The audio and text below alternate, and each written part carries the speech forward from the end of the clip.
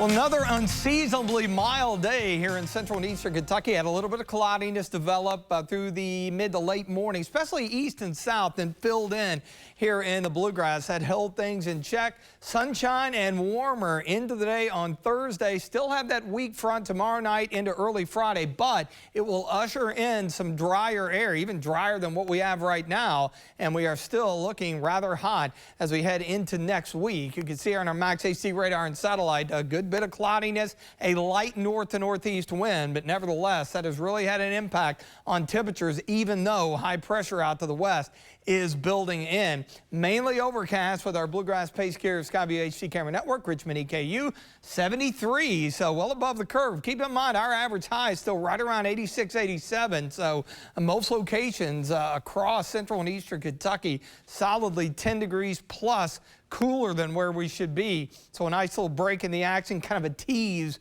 for mid to late September with those 70s. And our dew points look pretty good, upper 50s, low 60s this time of the year. We will take that. We're eventually going to see those rise as that area of high pressure that's out to the west really fairly quickly drifts eastward into the day tomorrow. Frontal boundary along the eastern seaboard putting on the brakes, some storms along the Grand Strand there near Myrtle Beach and up into the Outer Banks of North Carolina. Here comes the high, and it will be to our east by this time tomorrow. So on our future cast, no big issues this evening. Those clouds should begin to break apart.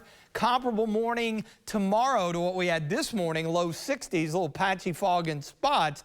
And then as the day wears on, with more in the way of sunshine, less cloudiness, should spike into the mid 80s. And you see some activity back here to our northwest. That's right on the nose of that frontal boundary that's going to be trucking through here tomorrow evening into the early part of Friday. So the high moves in.